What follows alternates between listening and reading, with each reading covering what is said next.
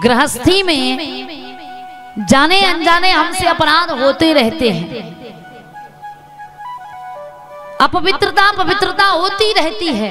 इसलिए पूजा का घर जो है वो अलग होना चाहिए। लेकिन कई स्थानों पर जहां शयन कक्ष है वहीं भगवान रख लिए। कभी भी शयन कक्ष में भगवान की फोटो नहीं होना चाहिए।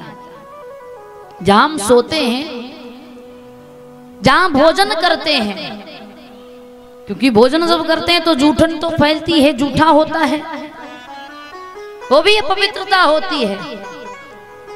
शयन कक्ष में भगवान की फोटो मत लगाई। भगवान का मंदिर अलग हो, भले छोटा हो लेकिन सुंदर हो, एकांत में हो। और आज का व्यक्ति घर तो बहुत अच्छा बनाता है, सुंदर से सुंदर घर निर्माण करता है, लेकिन भगवान बेचारे एक छोटी सी अलमारी में बैठे हुए।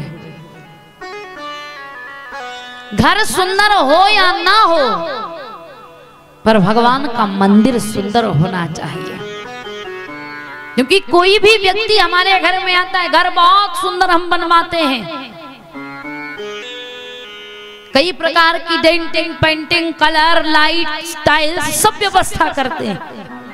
मेहमान जब आते हैं तो देखकर कहते हैं भैया बहुत सुंदर घर है।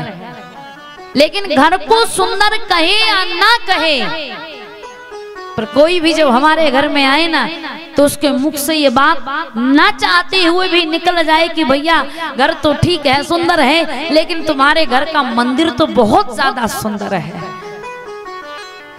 पर घर बहुत सुंदर और भगवान जी छोटी सी खिड़की में बैठे हैं। कई घरों में तो ऐसा होता है, हम लोग तो सब जगह जाते हैं राम कथा, भागवत, नर्मदा पुराण, शिव पुराण के लिए, और कई प्रकार के लोग मिलते हैं। कई घरों में जब जाते हैं तो कहते हैं हमारे भगवान जी का दर्शन कर लो, तो कमरे में लेकर जाएंगे, उसी कमरे में कपड़े, उसी में सब्जी, उसी में बर्तन, उसी में पूरा कबाड़े का सामान, और एक खिड़की में भगवान जी, वो भी टॉर्च जलाने के बाद भगवान थोड़े थोड़े दिख रहे हैं। ये हमारे भगवान जी। तो मन में आ तो जाता है कि बेचारे भगवान भी बैठे बैठे कह रहे कि फंस गए हम भी। लेकिन घर का मंदिर सुंदर होना चाहिए, पूजा का स्थान अलग होना चाहिए, छोटा हो ये नहीं ये बहुत बड़ा हो, छोटा ही बनाइए पर मंदिर सुंदर हो। इतना स्थान हो कि जिसमें हम आसन लगाकर बैठ जाएं और भगवान का पूजन हो। क्योंकि ज्यादा लंबा चौड़ा हुआ ना तो भी फिर कई लोग उसमें आराम करने लगते हैं। अब कि भगवान का घर, भगवान अपने ही तो हैं, क्या हुआ, अब ज्यादा मेहमान है तो आज भगवान के घर में ही सो जाओ, मंदिर में ही सो जाओ। वैसे तो सारा घर, सारी सृष्टि ही भगवान की है, लेकिन नियम मर्यादा जरूरी है। जैसे घर के लोगों में मान मर्यादा होती है, ऐसे भगवान में और हम में मर्यादा हो। जब भगवान के मंदिर में जाएं तो पवित्रता से जाएं, जब भगवान की सेवा पूजा करें तो पवित्रता से करें, भगवान को जो वस्तु अर्पित करें वो पवित्र हो, भगवान को जो भोग लगाएं वो शुद्ध और पवित्र हो।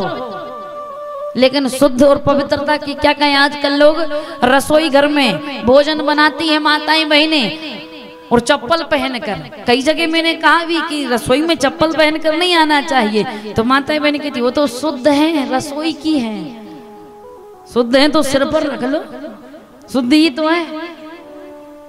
अरे चप्पल तो चप्पल है, और रसोई घर जिसमें हम भोजन बनाते हैं और चप्पल पहनकर भोजन बनाओगे तो भगवान को भोग लगा सकते हो क्या?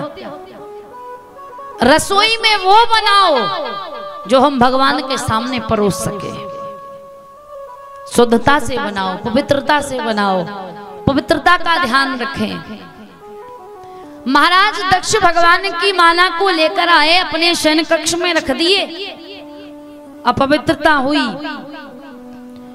जो भगवान शंकर और मां भगवती वरदान दिए थे, प्रसन्न होकर आज वही क्रोधित हो गए। कुपित होकर दक्ष से कहा, दक्ष तूने हमारे प्रसाद का अपमान किया है, हम श्राप देते हैं। मैं तेरे यहां बेटी बनकर तो आऊंगी, पर ज्यादा दिन उस शरीर को धारण नहीं करूंगी। भगवान शंकर ने भी कह दिया, दक्ष यद्यपि तू मेरा भक्त है, पर तूने हमारे प्रसाद का अनादर किया, मैं श्राप देता हूं, समय आने पर तू जो मेरा भक्त है ना, तू मेरा शत्रु बन जाएगा। वही श्राप जो दक्ष भगवान शंकर का भक्त था, वो शत्रु बन गया। सब देवताओं को बुलाया पर भगवान शंकर को नहीं बुलाया। सारे देवता दक्ष के यहां यज्ञ में गए पर भगवान शंकर नहीं गए। और जिस यज्ञ में, जिस अनुष्ठान में किसी देवता का, किसी संत का, किसी ब्राह्मण का या किसी भी व्यक्ति का अपमान हो, वो यज्ञ कभी भी सफल नहीं होता। और जरूरी नहीं कि यज्ञ वही होते हैं बड़े बड़े विशाल यज्ञ जिसमें आचार्य ब्रह्मा कई ब्राह्मण बुलाए जाएं और फिर आहुतियां हो, वो यज्ञ हो। नहीं, घर में अगर सत्यनारायण की कथा भी हो रही है ना, वो भी एक यज्ञ है।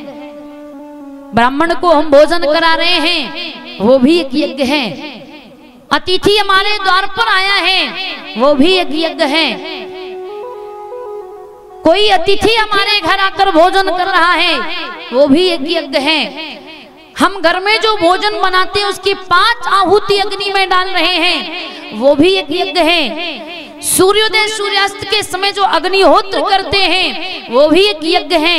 ये कथा सत्संग जो हो रहा है, यह भी एक यज्ञ है। और एक वो यज्ञ होता है, ये सारे यज्ञ माने गए हैं। और यज्ञ जब भी हम करें, अनुष्ठान जब भी हम करें, अनुष्ठान छोटा हो बड़ा हो, यज्ञ छोटा हो बड़ा हो, कभी भी किसी व्यक्ति का हृदय दुखी हो जाए ऐसा काम मत कीजिए। किसी संत का, किसी ब्राह्मण का, किसी महात्मा का, किसी आचार्य का, किसी व्यक्ति का अनादर मत कीजिए, क्योंकि अपमान अनादर करने से वो यज्ञ विफल हो जाता है, वो सफल नहीं होता है।